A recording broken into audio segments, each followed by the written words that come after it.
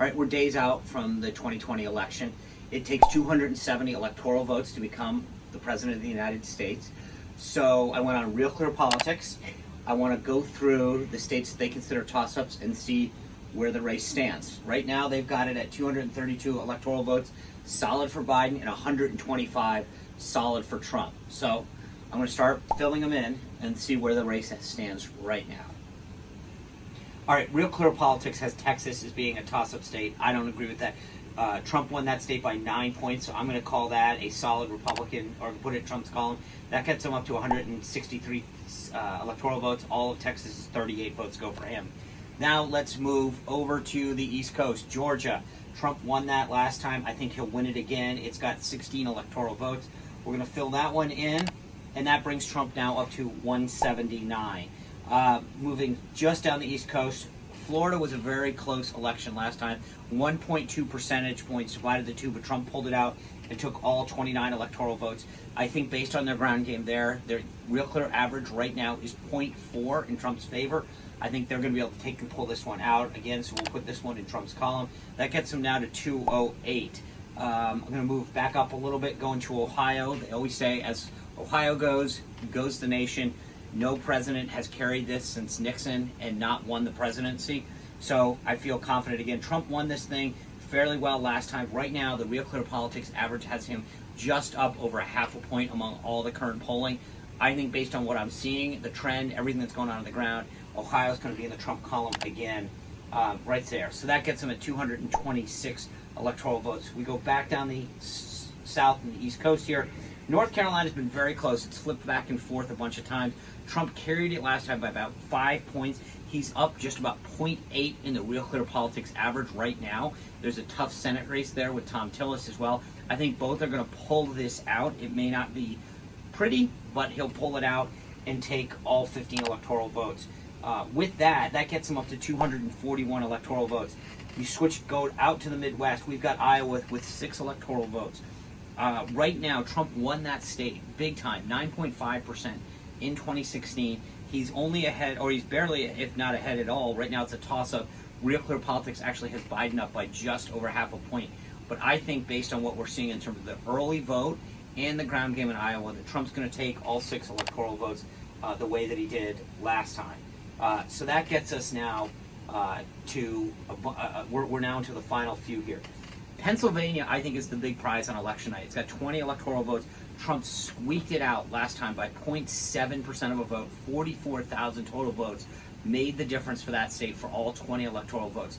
Based on what I'm seeing in terms of voter registration increases for Republicans and the ground game that they get there, my guess, that combined with the early vote, is that Trump takes Pennsylvania. Now, this is going to be important.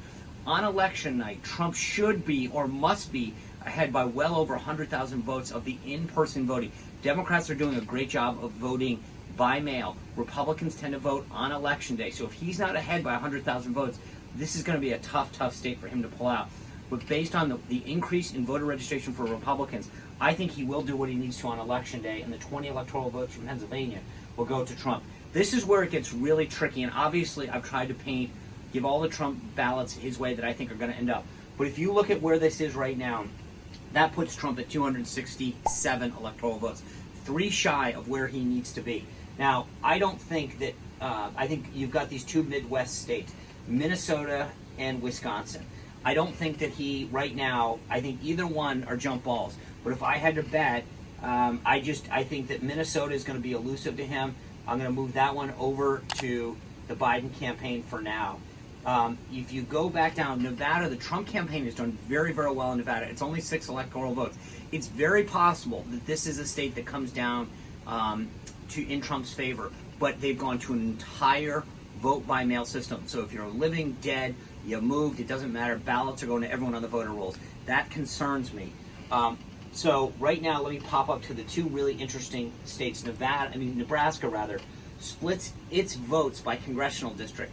Nebraska's 2nd congressional district, I think, goes in Trump's favor, as does Maine's 2nd congressional district, the only other state that splits by their electoral votes by congressional district. That happened last time as well. Now, here's the real crazy part about that. If you look, that gets us at 269, 1 shy of what happens. And that leaves 3 states Nevada with its 6 electoral votes, Arizona with its 11, and Wisconsin with its 10. Trump only needs to win one of those to get a second term. I think that the easiest for him to get is Arizona. If you take those 11 electoral votes from Arizona and put them in Trump's column, he wins a second term. Trump won Arizona by 3.5%. Biden is currently ahead by 2.4%, but the race is narrowing. I think that Arizona is going to put Trump over on election night. If you give Nevada to Biden and you give Wisconsin to Biden, I'm not saying that's going to happen, but I'm saying if you were to do that, you get a scenario where Trump gets reelected with 280 electoral votes to Biden's 258. But what this really shows you more than anything else is I think the Trump campaign has multiple paths to 270, but it's going to stay close. And that's where this is going to be very difficult because a lot of these West Coast states, Arizona and Nevada, are going to be tough to watch come in. Nevada's going to take a lot longer to count, as will Arizona.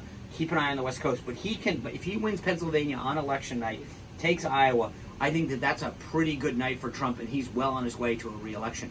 If you don't agree with me, tell me what states you don't think Trump's going to carry or what you are going to be watching for below.